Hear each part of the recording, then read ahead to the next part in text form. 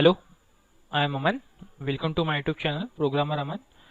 आज की C sharp की सीरीज में हम प्रॉपर्टी तक पहुंच चुके हैं, पार्ट 70 तक पहुंच चुके हैं। अभी तक मैं तो बेसिक सी शार्प पूरा कंप्लीट कर ही चुका हूँ। उसके साथ जो ऑब्जेक्ट ओरिएंटेड प्रोग्रामिंग कंसेप्ट है वो भी आज पूरे कंप्लीट, मोस्ट ऑफ कंप्लीट हो चुके हैं। सिर्फ दो तीन ही कंसेप्ट रह चुके हैं और आज हम पढ़ने वाले प्रॉपर्टी। प्रॉपर्टी बहुत इंपॉर्टेंट कंसेप्ट है और एक टॉपिक है जो आपको जब एमवीसी एप्लीकेशन बनाते हैं, आप जब सर्वर साइड कोडिंग करते हैं तो आपको मैक्सिमम जगह प्रॉपर्टी यूज करना पड़ता है, वेरिएबल यूज नहीं करना पड़ता है। तो हम देखते हैं प्रॉपर्टी कैसे बना, प्रॉपर्टी का यूज क्या है, किन किन टाइप की प्रॉपर्टीज अवेलेबल है सी शार्प में, प्रॉपर्टी को डिक्लेयर कैसे करते हैं, उसे डेटा उसे प्रॉपर्टी को डेटा कैसे देते हैं, डेटा उसे रिट्रीव कैसे करते हैं, ये सब वैल्यू उसके सब कंसेप्ट हम आज देखेंगे। फर्स्ट देखिए property definition. Property is a member of class which we will use to assign the value to the variable. We will be retrieve the value from variable.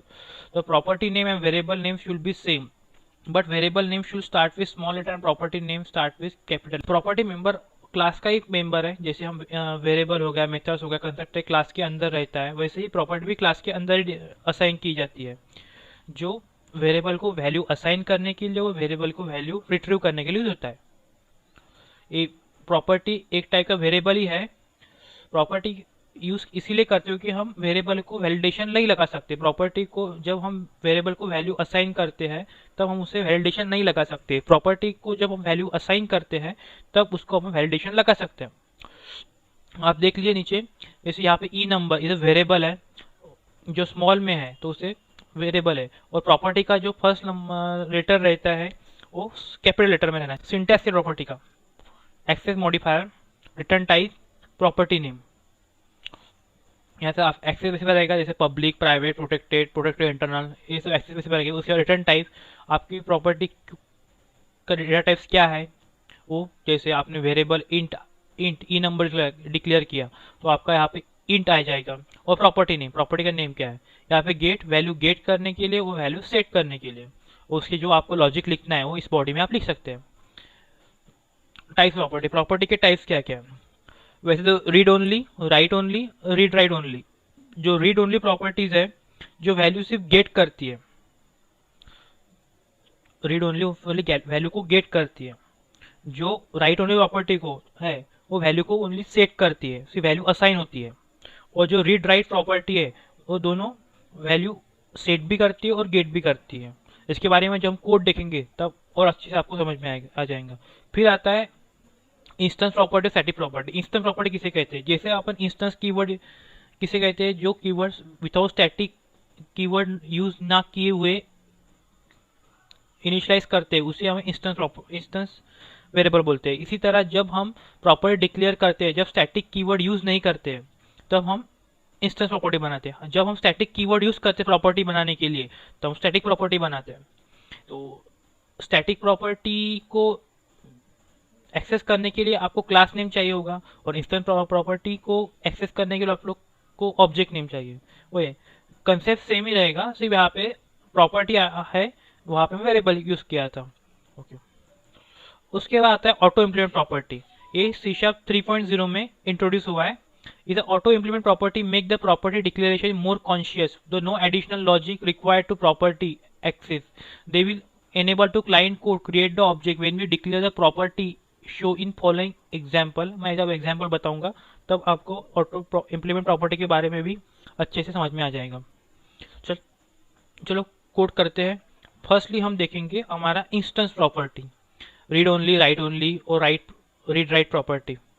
Exit. Hello, ये मेरा text editor open हो चुका है। Program dot C S नाम की file है, उसके अंदर क्लास प्रोग्राम नाम का एक क्लास है जिसका नाम प्रोग्राम है। यहाँ पे प्रोग्राम काफी मैं कैपिटल रखता हूँ। अब अभी मुझे कुछ इंस्टेंस वेरिएबल क्रिएट करना है, जैसे ई नंबर। मुझे वो वेरिएबल पब्लिक रखना है, तो यहाँ पे मैं पब्लिक्स, इसका एक्सेस पब्लिक रखना है। उसके बाद फिर पब्लिक स्ट्रिंग ई नेम, उसके बाद public salary, public double salary. यहाँ पे मैं 3 इंस्टेंस वेरिएबल क्रिएट किए हैं। अब मुझे इंस्टेंस वेरिएबल को वैल्यू प्रोवाइड करना है, इसके बेस पे प्रॉपर्टी लगा के मुझे इसको वैल्यू प्रोवाइड करना है। तो सबसे प्रॉपर्टी का सिंटैक्स क्या हमारा, एक्सेस है पब्लिक, उसके बाद डेटा टाइप इंटीजर, और मुझे एम्प्लॉय नंबर को वैल्यू प्रोवाइड करना है। तो ई नंबर, अभी मुझे वैल्यू गेट करना है। सबसे पहले वैल्यू गेट करते हैं। तो गेट करने के लिए रिटर्न, मुझे ई नंबर रिटर्न करना है, रिटर्न ई नंबर। अब मुझे वैल्यू सेट करनी है। आप आगे पीछे भी लिख सकते हैं, जो स्टैंडर्ड सिंटैक्स है मैं उसी तरह से लिख रहा हूँ। और वैल्यू मुझे सेट करना है, तो E number equals to something value. इसी तरह से मैं ई नेम को, सैलरी को वैल्यू प्रोवाइड करूंगा। मैं इतना कोड कॉपी कर लेता हूँ। यहाँ पे मेरे 3 प्रॉपर्टी क्रिएट कर चुका है, ई नंबर के लिए, ई नेम के लिए और सैलरी के लिए, जो आपका सिंटैक्स, स्टैंडर्ड सिंटैक्स के हिसाब से। और यहाँ पे गेट से वैल्यू, सैलरी को वैल्यू गेट होगी और यहाँ से सेट होगी।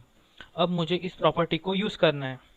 यूज़ करने के लिए सबसे पहले मैं अपना डॉक्यूमेंट, अपना जो प्रोग्राम है उस क्लास का पहले ऑब्जेक्ट क्रिएट करूँगा।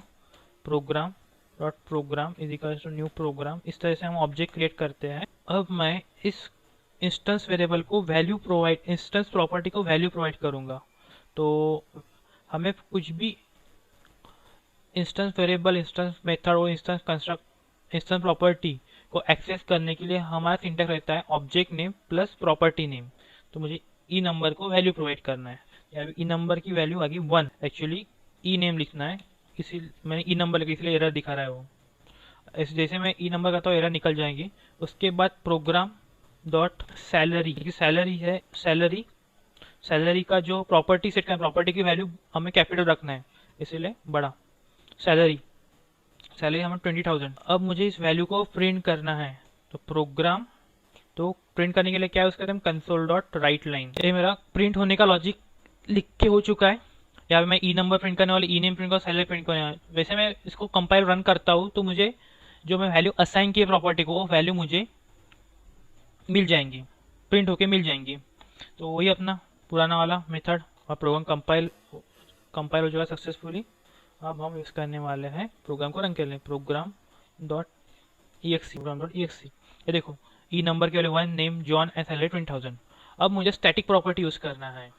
तो स्टैटिक प्रॉपर्टी यूज करने के लिए क्या करूंगा, मैं सबसे पहले स्टैटिक कीवर्ड यहाँ से कर लूंगा, ऐड कर लूंगा, और प्रॉपर्टी को भी स्टैटिक कर लेता हूँ। एक्चुअली मैं वेरिएबल, जो वेरिएबल्स है उसको इस तरह रखता हूँ और सिर्फ प्रॉपर्टी को स्टैटिक करता हूँ। तो एरर दे रहा है, आपको वेरिएबल और प्रॉपर्टी दोनों भी स्टैटिक चाहिए। तो स्टैटिक वेरिएबल और स्टैटिक प्रॉपर्टी को असाइन करने के लिए हमें स्टैटिक कीवर्ड, तो क्लास नेम से हम इसको एक्सेस कर सकते हैं। तो क्लास नेम क्या हमारा, प्रोग्राम डॉट, यहाँ पे हम ई नंबर चेंज कर लेते हैं, 2 कर लेते हैं। और यहाँ पे program dot E name equals to Harry, नहीं रख लेते हैं।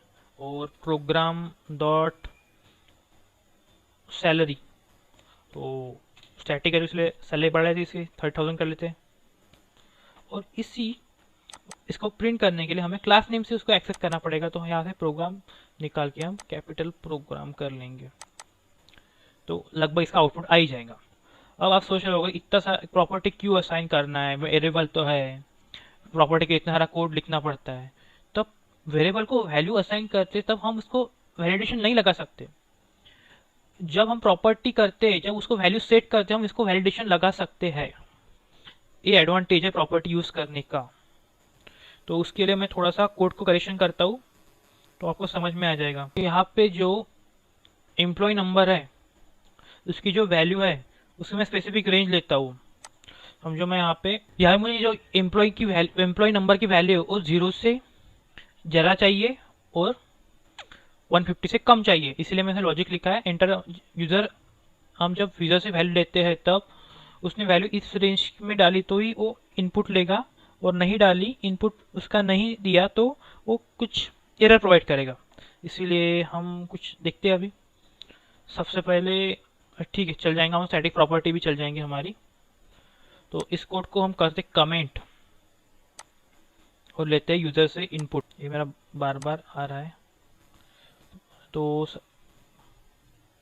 कंसोल, और जो सिर्फ हम इंटीजर की, हमने सिर्फ ई नंबर पे लॉजिक लगा, इसीलिए हम वही जो वैल्यू है इंटीजर की, जैसे ई नंबर की, वो यूज़र से लेंगे, बाकी वैल्यू हम बाय डिफ़ॉल्ट प्रोग्राम यहाँ ही असाइन कर लेंगे। अब प्रोग्राम को सेव करते हैं और देखते हैं क्या आता है। प्रोग्राम का CSC कंपाइल हो चुका है और प्रोग्राम का EXE रन करते हैं। तो ये बोल रहा है एंटर ए नंबर, यहाँ पे मैं 0 डालता हूँ तो वैल्यू आ रही है। कुछ गलत हुआ है मेरे कोड में। ओके ओके, कहाँ पे गलत हुआ? यहाँ पे मैंने कुछ गलत लिखा है तो मुझे कुछ करेक्ट करना पड़ेगा। इन नंबर की वैल्यू इधर डालना पड़ेगा। फिर से प्रोग्राम को कंपाइल करता हूँ, CSC program .cs। Program successfully compile हो गया। फिर से रन करता हूँ। प्रोग्राम .exe नंबर बोल रहा है तो ये नंबर को मैं 0 डालता हूँ, फिर से एरर दे रहा है। यहाँ पे मैंने कुछ एरर, कोड में कुछ एरर था वो मैं निकाल लिया है और अभी मुझे वैल्यू 1 के ऊपर की वैल्यू चाहिए। वैसे यूज़र 1 के नीचे की वैल्यू डालता है <1 वैसे वो एरर देगा। इसके लिए मैंने कोड लिखा है। अब मैं प्रोग्राम को कंपाइल करता हूँ। सबसे पहले अपना कमांड प्रॉम्प्ट को क्लियर कर लेता हूँ, CLS फिर प्रोग्राम .cs प्रोग्राम .exe। अब मुझे मैं नंबर आता हूँ 160 तो डालता वैलिड नंबर, फिर डालता 170 तो मेरा रेंज है 150 तक। अब मैं 0 डालता हूँ तो एंटर वैलिड नंबर। जब मैं 1 वैल्यू एंटर करता हूँ तभी वो रिजल्ट दिखाएगा ई नंबर 1 सारी। आशा करता हूँ आपको समझ में आया होगा प्रॉपर्टी, और प्रॉपर्टी पर हम वैलिडेशन लगा सकते हैं, इसीलिए हम प्रॉपर्टी यूज़ करते हैं। ओके, फिर लास्ट आता है हमारा auto implement property. Auto implement property कैसे? ऑटो इम्प्लीमेंट प्रॉपर्टी करने के लिए सबसे पहले मैं आपको एक कोड पूरा कॉपी कर लेता हूँ, क्योंकि मुझे आपको कोड देना पड़ता है हर एक का। तो नोटपैड में जाता हूँ, क्लियर कर लेता हूँ ये सब जो भकाला किया अपन ने, पूरा ही मैं क्लियर कर लेता हूँ। अब मुझे यहाँ पे ऑटोमेटिक प्रॉपर्टी यूज़ करना है, तो मैं ऑटोमेटिक प्रॉपर्टी इंपोर्ट करने के लिए आपको प्रो दबा के टैब दबाना है तो आपको ऑटोमेटिक प्रॉपर्टी आ जाएगी। यहाँ पे ऑटोमेटिक प्रॉपर्टी आ गई। इसको मुझे प्रॉपर्टी नेम देना है। मैं यहाँ पे ई नंबर देता हूँ। फिर आता है हमारा, फिर और एक प्रॉपर्टी क्रिएट है तो प्रो टैब, तो आपको नेक्स्ट प्रॉपर्टी आ जाएगी। मुझे वो स्ट्रिंग नाम की लेना है तो स्ट्रिंग और नेम रखना है इसका नाम। और इसको कुछ एरर दे रहा है, एक्चुअली हमें प्रॉपर्टी इंस्टेंस प्रॉपर्टी क्रिएट करना है, नॉट, तो हम बाहर करेंगे। इंस्टेंस का मतलब outside the class, outside the method, sorry not outside the class, outside the method. और एक प्रॉपर्टी यूज करना है पब्लिक डबल नाम की। सिंटैक्स क्या है तो इसका? एक्सेस स्पेसिफायर, डेटा टाइप्स और प्रॉपर्टी नेम, ठीक है। अब मुझे इस प्रॉपर्टी को वैल्यू असाइन करना है। इंस्टेंस प्रॉपर्टी तो मुझे ऑब्जेक्ट क्रिएट करना ही पड़ेगा, कंपलसरी है। अभी स्टैटिक प्रॉपर्टी रखता हूँ तो ऑब्जेक्ट क्रिएट करने की जरूरत नहीं। आपको कुछ ज़्यादा ही होशियार बन रहा है मेरा। VS कोड टाइप कर रहा हूँ तो भल्टे टाइप होके आ रहा है। प्रोग्राम और प्रोग्राम, ज़्यादा शॉर्टकट नहीं यूज़ करता हूँ मैं, क्योंकि ये बहुत program is equal to new program. और मुझे इस ऑटोमेटिक प्रॉपर्टी को वैल्यू इनिशियलाइज करना है तो object name dot E number equals to 1, फिर program dot E name, program dot name, इसको वैल्यू असाइन करता हूँ अमन। और जो प्रोग्राम डॉट सैलरी है उसको वैल्यू असाइन कर 30,000, ठीक है। इस वैल्यू को हमें प्रिंट करना है तो वही अपना पुराना वाला मेथड। टाइम बचाने के लिए मैं फास्ट टाइप करता हूँ या कॉपी पेस्ट कर लूँगा। एक्चुअली मैं कॉपी पेस्ट ही करता हूँ कि बहुत टाइम जा रहा है, वीडियो बहुत लंबा बन चुका है वैसे भी। यहाँ पे मेरा जो मेथड है इसको मैं कॉपी कर लूँगा। प्रोग्राम को सेव करता हूँ और फिर से अपना वही मेथड रन करता हूँ, प्रोग्राम डॉट सी एस। यहाँ पे कुछ एरर दिखा रहा है, main method every entry point. या मेन मेथड में स्टैटिक वाइड मेन, क्या एरर है, क्या एरर है? लास्ट कोड में कुछ प्रॉब्लम था इसलिए मैं नया कोड रिप्लेस कर चुका हूँ। तो टाइम बचाने के लिए मैंने कुछ एरिया में कट कर रहा हूँ। तो मैं क्लास ए नाम का एक क्लास ए लिया है, उसमें 3 property initialize automatic property use किया है, ई नंबर, नेम और सैलरी। और जो प्रॉपर्टी उसको वैल्यू असाएंगे, ई नंबर को 1, नेम को अमन और सैलरी को 20,000। और एक क्लास प्रोग्राम जहाँ पे हमारी मेन मेथड रहेगी वहाँ पे क्लास ए का कंस्ट्रक्टर क्रिएट किया है और उसके वैल्यू को। मैं आशा करता हूँ आपको ऑटोमेटिक प्रॉपर्टी समझ में आएगी। कुछ क्यूरी होगी तो आप कमेंट कर सकते हैं और कमेंट करके मुझे बताइए। और आपको वीडियो में क्या और एडिशनल चीज़ चाहिए, आपको वीडियो समझ में आ रहा है या नहीं आ रहा है, वो भी मुझे कमेंट बॉक्स में ज़रूर बताइए। और कुछ क्यूरीज होगी तो मुझे ईमेल कीजिए। मेरा ईमेल आईडी इस पे है, डिस्क्रिप्शन में दिया हुआ है। और मैं डिस्क्रिप्शन में मेरे इंस्टा, फेसबुक और इंस्टा, लिंक्डइन और ट्विटर के लिंक भी डाल रहा हूँ। आप वहाँ पे मुझे मैसेज कर सकते हैं। कुछ क्यूरी होगी तो मैं आपके डाउट्स सॉल्व करूँगा। आपको मेरी वीडियो पसंद आती है वीडियो को लाइक कीजिए, कुछ क्यूरी कमेंट कीजिए, आपको उससे मैक्सिमम शेयर कीजिए, मुझे शेयर की बहुत ज़रूरत है फिलहाल। और चैनल को सब्सक्राइब करिए, बेल आइकन दबाएं से आप फ्यूचर में आने वाले जो वीडियोज़ है उनके नोटिफिकेशन आपको सबसे पहले मिल जाएंगे। तब तक के लिए बाय, मिलते हैं हम नेक्स्ट वीडियो में नए टॉपिक।